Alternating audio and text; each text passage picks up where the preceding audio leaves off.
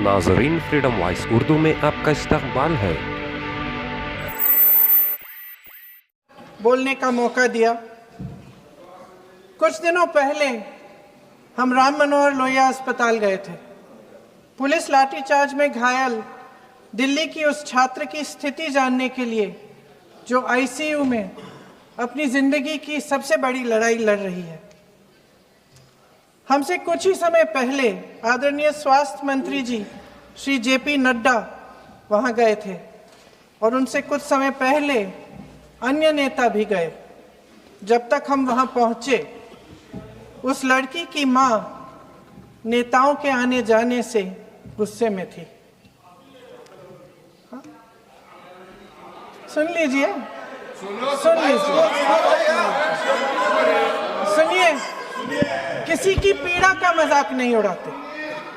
किसी कोई भी हो, किसी की पीड़ा का मजाक नहीं उड़ाते। आप संसद में बैठे हैं, निशिकांत जी आप बना रहे हो। जब तक हम वहां पहुंचे, उस लड़की की मां नेताओं के आने जाने से गुस्से में थी। किस लिए आए हो? उसने आईसीयू के दरवाजे के बाहर खड़े होकर हमें पूछा।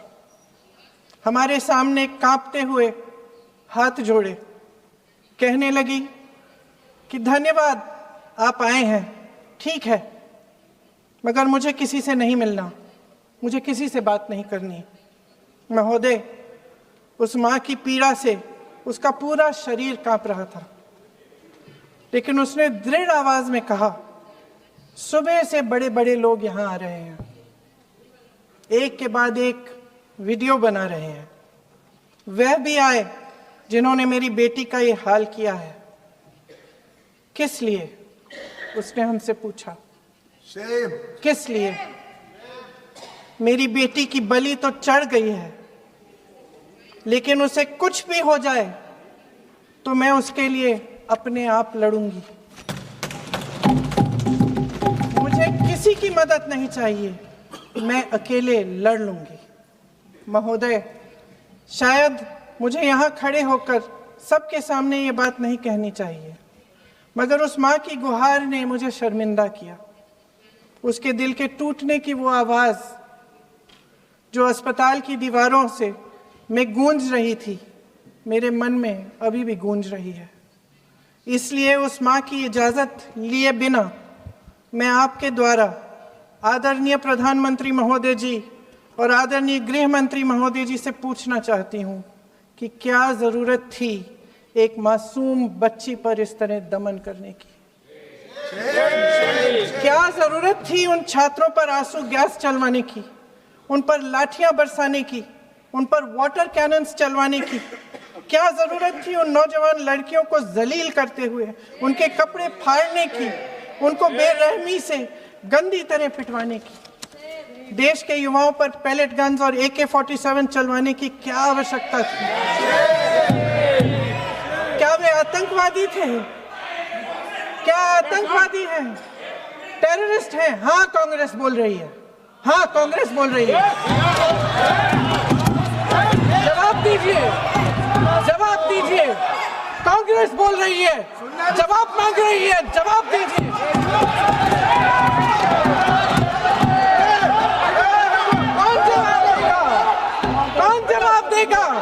गृह मंत्री जी जवाब देंगे। किसने ऑर्डर दिया? किसने ऑर्डर दिया पैलेट गन्स चलाने के लिए? किसने ऑर्डर दिया? आपके माध्यम से मैं पूछती हूं अध्यक्ष महोदय, किसने ऑर्डर दिया? प्रधानमंत्री जी ने दिया? गृह मंत्री जी ने दिया? जवाब देंगे? पूरा देश पूछ रहा है, सिर्फ कांग्रेस पार्टी नहीं पूछ रही है, पूरा देश पूछ रहा है। अध्यक्ष महोदय, देश के माता पिता पूछ रहे हैं, छात्र पूछ रहे हैं, अध्यापक पूछ रहे हैं, पूरा देश आज ये पूछ रहा है। और आपकी जिम्मेदारी बनती है कि आप इस सवाल का जवाब दें। क्यों डरते हैं आप इस देश के नौजवानों से? क्यों डरते हैं आप इस देश की बुलंद आवाज से? और उस आवाज को दबाने का हक आपको किसने दिया है? महोदय, ये सदन यहाँ बैठे हुए सांसदों की जागीर नहीं है, ये इस देश की अमानत है। यहाँ बैठे हम सब, इस देश की जनता, इस देश के गरीबों, अमीरों और सब धर्मों, सब वर्गों के देशवासियों के सेवक हैं। हम उनके प्रतिनिधि हैं और ये सत्ता हमें उन्होंने ही दी है। इस देश का संविधान हमारी सर आंखों पे, इस देश का लोकतंत्र सर्वोपरि है। इसे ध्वस्त करना पाप है। यह करोड़ों जनता हमसे सिर्फ एक चीज मांगती है, जवाबदेही। इंग्लिश में इसे अकाउंटेबिलिटी कहते हैं। हमें सत्ता देकर, हमें यहां तक लाकर सिर्फ उसकी ये गुहार है कि जो हम करें उसकी भलाई के लिए करें, और अगर उनके साथ अन्याय हो तो हम उनके प्रति जवाबदेह बने और उन्हें न्याय दिलवाएं। पिछले दिनों हजारों बच्चे सड़क पर उतरे। उन्होंने अपनी पीड़ा व्यक्त की। गांधी जी के दिखाए हुए रास्ते पर अहिंसा और सत्य को अपने दिलों में रखते हुए, गाते, मुस्कुराते हुए शांतिपूर्वक प्रदर्शन किया। लोकतंत्र के सबसे पवित्र सिद्धांत के तहत उन्होंने अपनी आवाज उठाने का अधिकार कायम किया। ये उस भारत के बच्चे हैं जो गांव में रहते हैं, जो महानगरों में रहते हैं, जो छोटे कस्बों में, छोटे शहरों में रहते हैं, जहां माँ अपने गहने बेच देती है, पिता अपनी जमीन गिरवी रख देता है, एक परिवार अपनी पूरी जिंदगी की कमाई बच्चे के सपने पर खर्च देता है। और अब उन्हीं बच्चों को लगने लगा है कि आज इस देश में मेहनत से ज्यादा बेईमानी मायने रखती है, मेरिट से ज्यादा पैसा मायने रखता है। तब सिर्फ एक छात्र नहीं हारता, उम्मीद हारती है। इन परेशान बच्चों ने अपनी उम्मीदें आपसे साझा की। उनकी मांगे क्या थी? कि पेपर लीक करके उनके साथ जो बार बार अन्याय किया जा रहा है उस पर कार्रवाई की जाए, कि जो सिस्टम उनके भविष्य को कुचल रहा है उसे सुधारा जाए, कि जो माफिया उन्हें घेरे हुए है उसे हटाया जाए, कि जिस मंत्री के कार्यकाल में यह सब हुआ वह इस्तीफा दे, कि उन पर बर्बरता करने वालों पर कार्रवाई की जाए और उसके लिए माफी मांगी जाए। बस यही उनकी मांग थी ना, कि जो शिक्षा और स्वतंत्र अभिव्यक्ति का अधिकार उन्हें संविधान ने दिया है उसे कायम रखा जाए। महोदय, हमारे एजुकेशन सिस्टम में कुछ समय से बहुत खामियां भर चुकी हैं। बच्चों पे जो प्रेशर डाला जाता है उसकी वजह से सैकड़ों बच्चों ने आत्महत्या कर डाली है। उससे भी ज्यादा बच्चे डिप्रेशन में डूब रहे हैं। परिवारों पर बच्चों को पढ़ाने लिखाने के लिए घूस, capitation fees, tuition fees, coaching fees आदि के घिनौने दबाव हैं। लोन लेने पड़ते हैं, सामान बेचना पड़ता है और उसके बावजूद कोई गारंटी नहीं कि उनके बच्चों के भविष्य मजबूत बन पाएंगे, क्योंकि बेरोजगारी चरम पे है। इस सरकार ने रोजगार पैदा करने वाले सभी सेक्टर्स को लगातार कमजोर किया। एग्जामिनेशन सिस्टम खुद फेल हो गया है।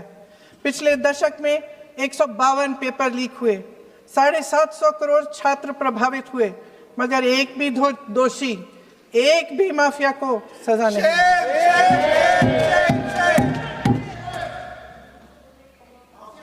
हमारे एजुकेशन में आरएसएस के प्रचारकों को भर भर कर उसे खोखला बना दिया है। जबरदस्ती एनटीए बनवाकर सिस्टम का केंद्रीकरण करके उसे और भी उलझा दिया। देश के कुल बजट में, हाँ जी जबरदस्ती, आपने अभी अभी सुना तमिलनाडु के हमारे साथी क्या कह रहे थे। देश के कुल बजट में एजुकेशन बजट की हिस्सेदारी हर साल बढ़ाने की बजाय घटती जा रही है। 1.4 लाख करोड़ रुपया का पूरा बजट एजुकेशन बजट है और 1.32 लाख करोड़ सिर्फ नीट देने वाले 22 लाख बच्चों के परिवारों से हर साल खींचा जाता है। एक और शर्मनाक आंकड़ा भी है। 1.4 लाख करोड़ रुपया हमारा पूरा एजुकेशन बजट और 16 लाख करोड़ रुपए जो मौजूदा सरकार ने बड़े उद्योगपतियों के लोन माफ किए हैं। सोचिए कि इस सरकार की प्राथमिकताएं क्या है। सच ये है अध्यक्ष महोदय कि जिस तरह अस्पताल में उस छात्रा की मां का विश्वास पूरे सिस्टम से हट गया है, उसी तरह देश के युवाओं का भरोसा इस पूरे सिस्टम से टूट चुका है। और जब इस तरह देश के भविष्य, हमारे युवा निराश होकर सरकार और सिस्टम से अपना भरोसा हटा देते हैं, तो उस भरोसे को फिर से बनाने के लिए सिस्टम के अंदर से जवाब नहीं ढूंढा जा सकता, उसके दायरे से बाहर निकलना पड़ता है, नए सिरे से ठोस प्रयास करने पड़ते हैं। अफसोस की बात यह है अध्यक्ष महोदय कि इतना हो जाने के बाद भी आदरणीय प्रधानमंत्री महोदय जी और उनके साथी इस सच्चाई को समझ नहीं पा रहे हैं। वे अभी भी ये सोच रहे हैं कि पीआर, नैरेटिव चेंज और पालतू मीडिया के सहारे एक बार फिर उनकी नैया पार हो जाएगी।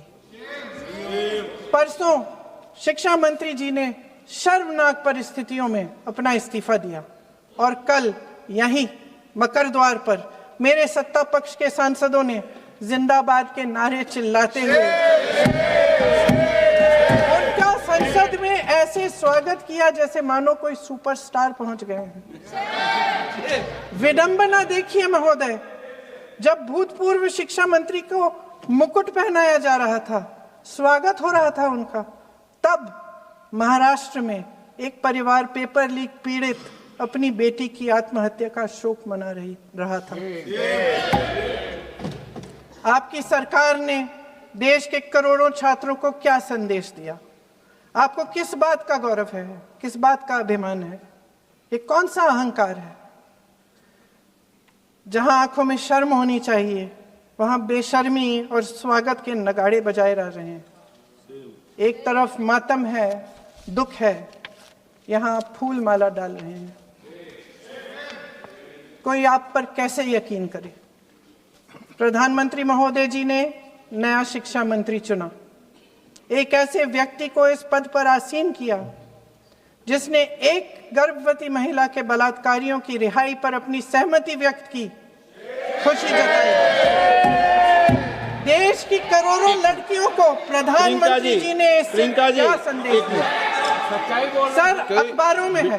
अखबार में नहीं, मेरा कुछ भी बोल के चले जाते हैं क्या? अरे तो कैसा क्या है इनके पास? ऐसा ही कोई आरोप लगा दीजिएगा, कोई नियम कानून नहीं है।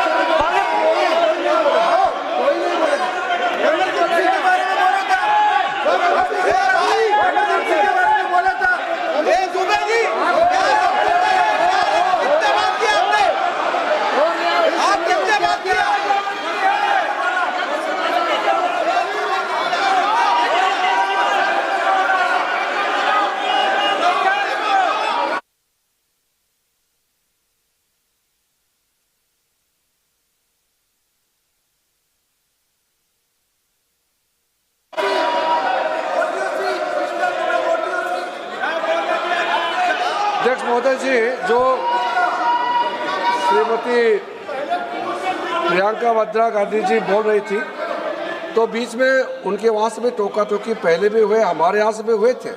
अभी हम लोग तो शांति से सुन रहे हैं, लेकिन जो अभी अभी हमारे वर्तमान नए शिक्षा मंत्री को जो उन्होंने टिप्पणी की, कैरेक्टर असैसिनेशन है एक तरीके से संसद में, और इस तरीके के भाषा हम उम्मीद नहीं करते हैं।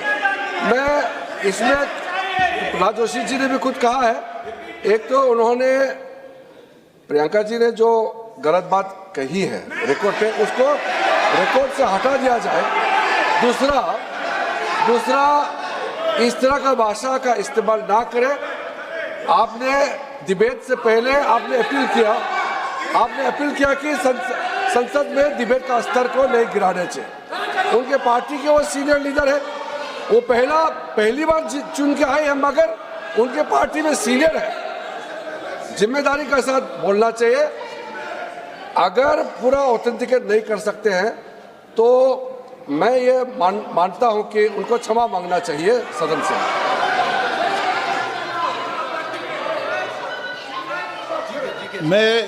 मेरा मत ये सदन के अंदर, ये सदन सर्वोच्च लोकतांत्रिक संस्था का सदन है, इसका एक एक शब्द हमेशा रिकॉर्ड में रहता है।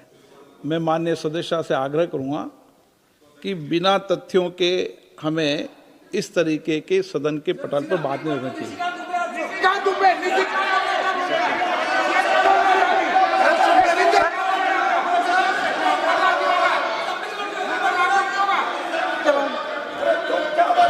ये तो डिलीट कर दिया, लेकिन आगे भी वो भी डिलीट करा सर।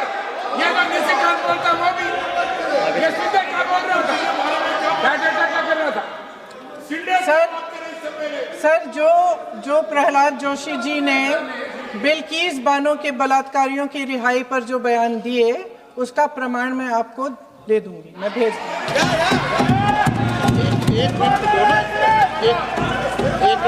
मैं ऑथेंटिकेट कर दूंगा।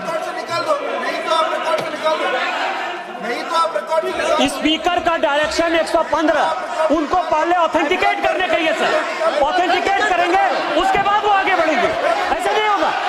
पहले ऑथेंटिकेट करने दो सर, उनको ऑथेंटिकेट करने के लिए कहिए, ऑथेंटिकेट करने कहिए उनको।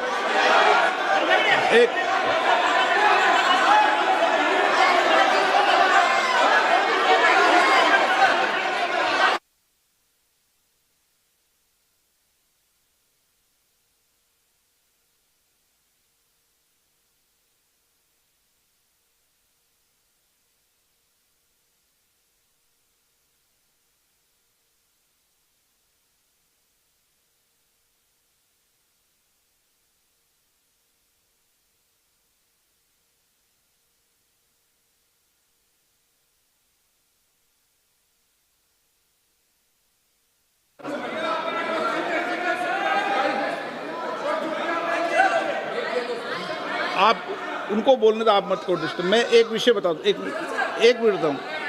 नियम 353 के अंदर फिर मैं एक बार स्पष्ट कर दूं, किसी भी सदस्य द्वारा किसी भी व्यक्ति के विरुद्ध मानहानि या अभियोगात्मक प्रकृति का कोई आरोप नहीं लगाया जाएगा जब तक कि सदस्य ने अध्यक्ष और संबंधित मंत्री को पर्याप्त अग्रिम सूचना नहीं दे दी हो। यह व्यवस्था है।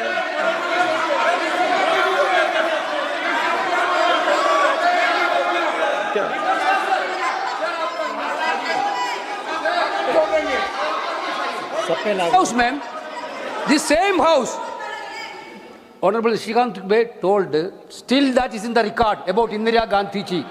Still that is in the record. Still that is in the record. Sir, you are not removed, sir. बोलो, आप भी बोल लो। सर, केसी वेणुगोपाल जी ने जो नाम लिया है और मैं नेहरू जी के बारे में जो बात कहा है मैंने सर, मैं उस पर कायम हूं और मैं किताब जो है ऑथेंटिकेट करने के लिए तैयार हूं। अय्याज थे नेहरू, अय्याज थे। मैं फिर दोबारा रिपीट कर रहा हूं, आई एम अगेन रिपीटिंग, यही फैक्ट है और वो किताब में ऑथेंटिकेट करके दे रहा हूं। I am authenticating that book.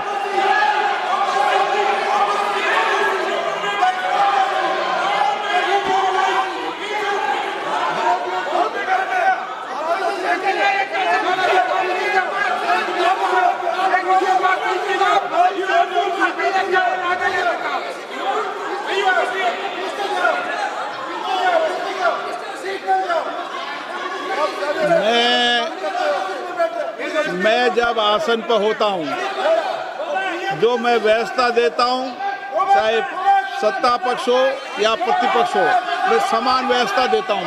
मैं जब आसन पर होता हूं,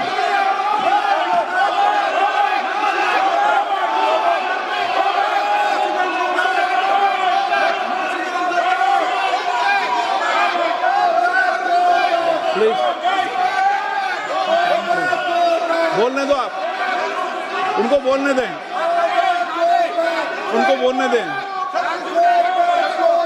नो, अरे आप उनको नहीं बोलने देना चाहते? चलिए 114 प्लीज चाहिए। सर प्रियंका जी को ऑथेंटिक करना चाहिए, ऑथेंटिकेट करना चाहिए, और जो मिस इन्फॉर्मेशन कर रहे हैं, नहीं तो मिस इन्फॉर्मेशन के लिए कार्रवाई करना चाहिए सर। ये क्या कुछ भी बोल के चल सकते हैं क्या? और procedure for the minister the correcting the mistake 114 में अगर वो आपने जो रूल का जिक्र किया 353 में, मुझे कोई नोटिस नहीं दिया है, मैं इधर प्रेजेंट हूँ और मैंने ऐसे कैसे बिना ऑथेंटिकेशन बोल सकते हैं मुझे बिना नोटिस दिए हुए। इसलिए मैं इसको खंडन करता हूँ और उसको एक्सपेल करना चाहिए और उनको माफी मांगना चाहिए।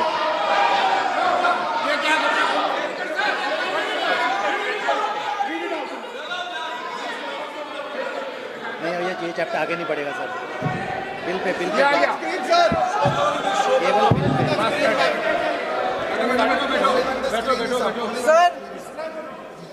Sir here is a newspaper माननीय आर्टिकल। सदस्य,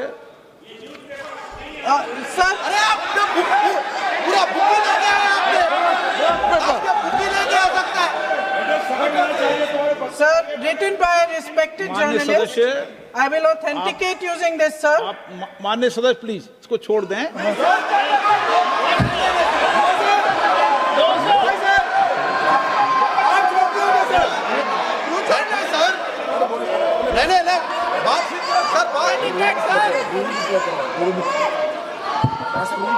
सर अगर जोशी जी अपने बयान का इस खंडन कर विधेयक रहे पर ही हैं क्या? चर्चा होगी।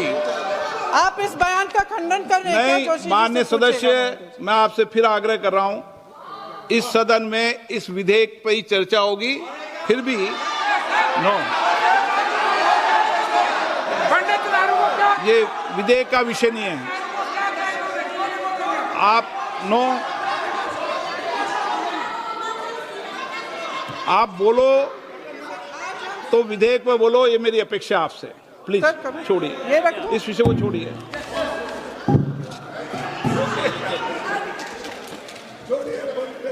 आज हम सदन पटल पर एक ऐसे विधेयक में संशोधन पर डिबेट कर रहे हैं जो 2024 में पारित हो चुका था और इसमें मुख्य संशोधन यही है कि पेपर लीक के अन्य अपराधों के लिए सजा बढ़ाई जाएगी। मगर जब से ये विधेयक पारित हुआ तब से अब तक इस सरकार ने एक भी अपराधी को सजा नहीं दी। आपने देखा है कि कल और परसों से फेस रिकॉग्निशन द्वारा प्रदर्शन करने वाले बच्चों के नाम और पते सार्वजनिक किए जा रहे हैं, मगर यही काम पेपर लीक करने वाले अपराधियों के लिए अभी तक नहीं किया गया।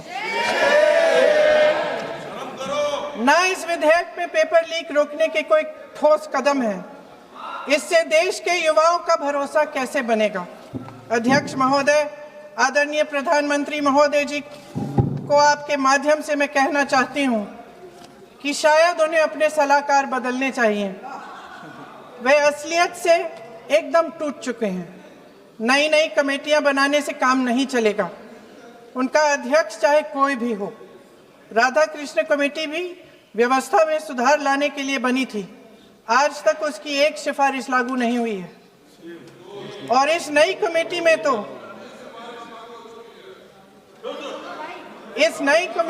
तो एक एक्स-आईबी चीफ, फिर चिल्लाएंगे, एक एक्स-आईबी चीफ, एक आईटी कंपनी के मालिक और एक गौमूत्र के विशेषज्ञ भी हैं।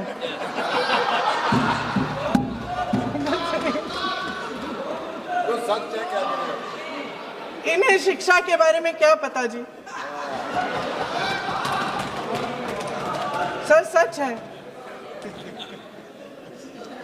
आप आज मेरे से नाराज हो रहे हैं। बस मुस्कुरा लीजिए। वो आपने भी चुनाव लड़ा।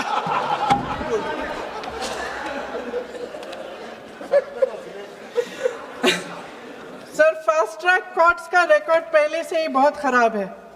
वैसे भी कल की सुनवाई में सीबीआई का वकील पेश ही नहीं हुआ। संसद में विपक्ष को दोषी ठहराने से, खोखले राजनीतिक खेल खेलने से काम नहीं चलेगा। आप जेन जी का भरोसा वापस जीतना चाहते हैं तो नए एंगल से अपने फोन से नए वीडियो बनाने से नहीं होगा।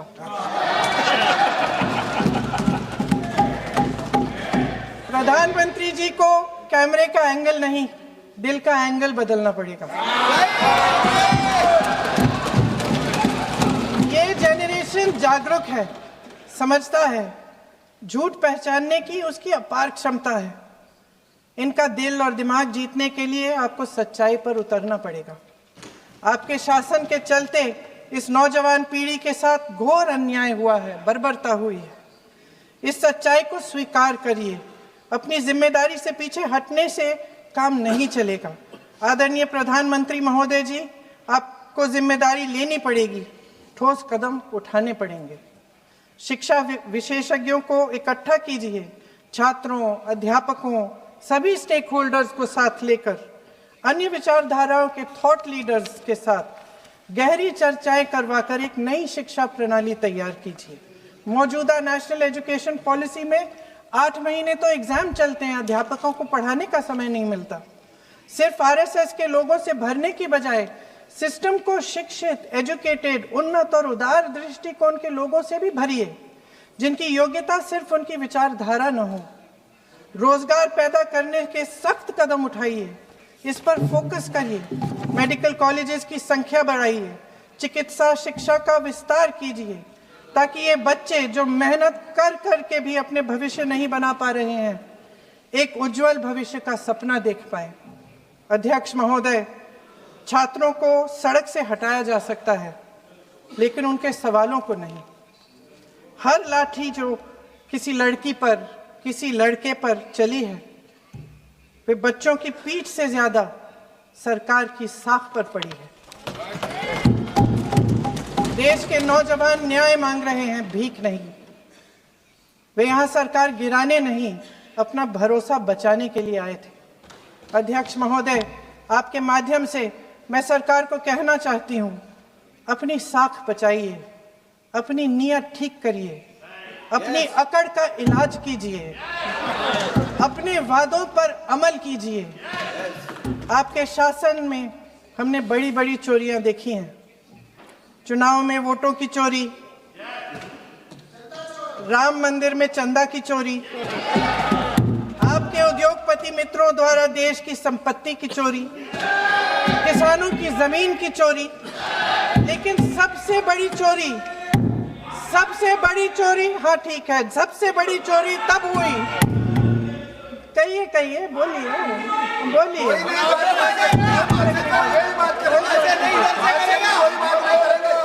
सुन लीजिए, शांति से सुन लीजिए,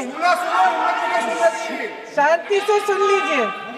आपको मौका मिलेगा, आप जितनी भी चोरियों की बात करना चाहते हैं आप कर लीजिए, अभी मेरा समय है।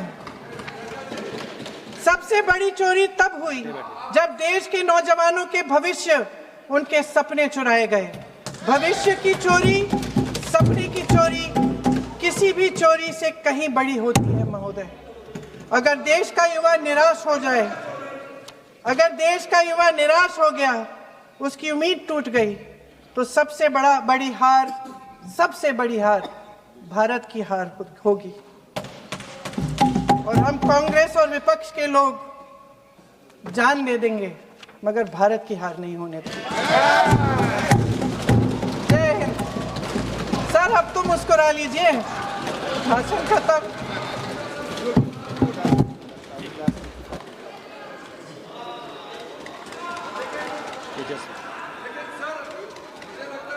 जी ने राहुल गांधी जी का स्पीच का चोरी कर लिया है, वो पूरा ड्रामा।